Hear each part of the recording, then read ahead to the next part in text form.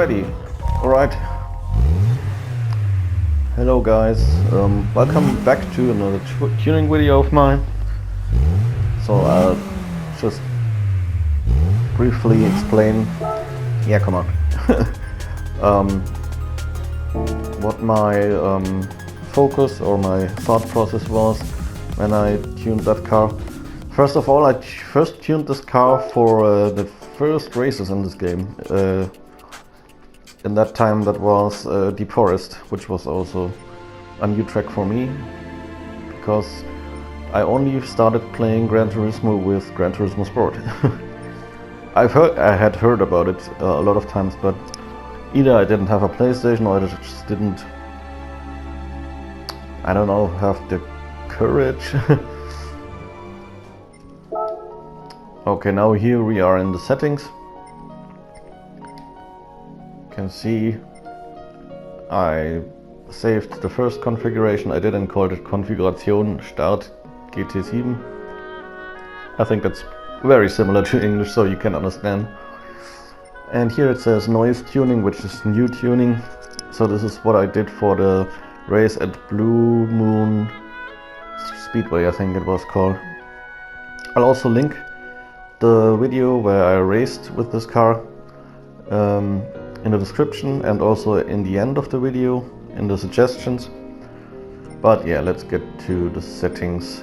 Once again, it's in German, I know, but everything should be in the same place as in the English or other versions, wherever you come from. Maybe you also know some German, and yeah, you can just pause the video and copy all the settings, or maybe you don't even need to pause it because I'm blabbering so long that you can use the time and enter everything while I'm talking. And yeah, the principle behind that is just, in contrast to the Porsche, this car has more understeer than oversteer. The Porsche I'm referring to, you can check that out in the other tuning videos of mine in the playlist. Or, you know, just Google, YouTube, search for it. With the Porsche, yeah, the engine is in the back, and sometimes it's a little weird in this game. I mean, the Porsche has more oversteer, so the back comes around more easily, and you can lose control over the car that way. But at the same time, it has some understeer as well, and also the same goes for this car, but vice versa. So it has more understeer, so it means, you know, the car isn't steering as much as you want it to, it doesn't rotate as much as you want it to, and it kind of drives, maybe that's a German-English translation, but it kind of shoves over the front wheels instead of, yeah, you know. Anyway, so the most important thing was to get the understeer out of the way as much as possible, but also being careful of the oversteer potential that the car also has. So it was a kind of a fine line to walk, and also, you know,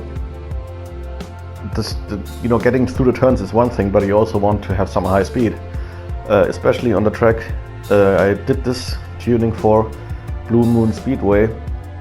I mean, it's the version with infield, but still it has some high-speed passages, especially the start and finish straight. So yeah, here are the settings. I mean, I changed some things, not too many, but if you also own this car, you will probably see the deviations from the default setting. Of course, you also need to buy some parts in the tuning shop before that. For example, here the differential, you need to buy the one that, you know, allows you to fully change any settings. Although I think I didn't change any settings here, but yeah, like for example with the suspension, which is Aufhängung in German. you also need to have bought the fully adaptable version in the tuning shop before. Same goes for motor control, whatever that is. The right term is in English for Motorsteuerung. And yeah, so performance adaptation, I put it 70 and the motor power limitation at 76. So I arrived at the maximum allowed value, which was LP of, I don't quite remember, but yeah, that's what I did to meet the requirements.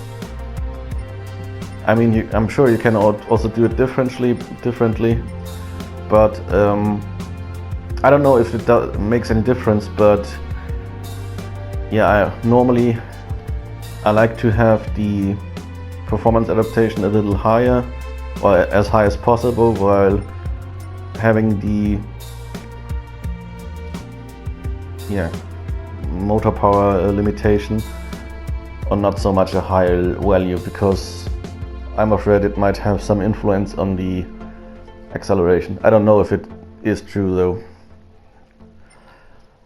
Yeah, also I bought the fully adaptable gear set and set the highest speed possible at 210 kilometers per hour.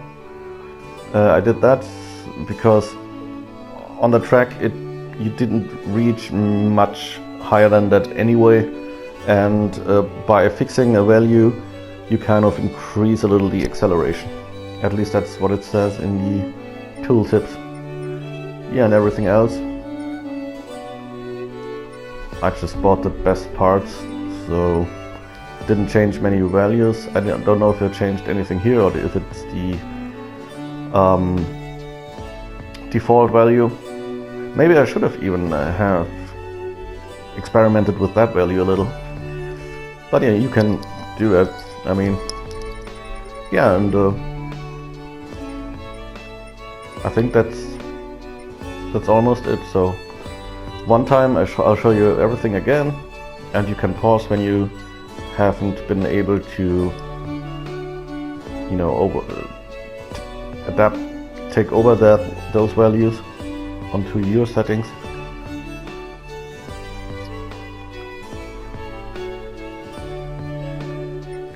Yeah, and I mean, I know it's in German here, but as I said, I just bought the best parts here, so you can do that as well. And other than that, there aren't too many values given here, except the front back balance. And yeah, that's it. I hope this was helpful for you, and I don't know if there's much else to say. Yeah, leave a like, comment, subscribe if you want to support me, and as I said, I'll also leave a link to the race I did with this car in the description, and also at the end of the video in the suggestions I will also show that video. Yeah, so also let me know if you like this tuning, if you have any points of critique, maybe how I am doing these tuning videos, if you disagree with some of the values, and maybe also if it helped you. And have a good time. Take care. Goodbye.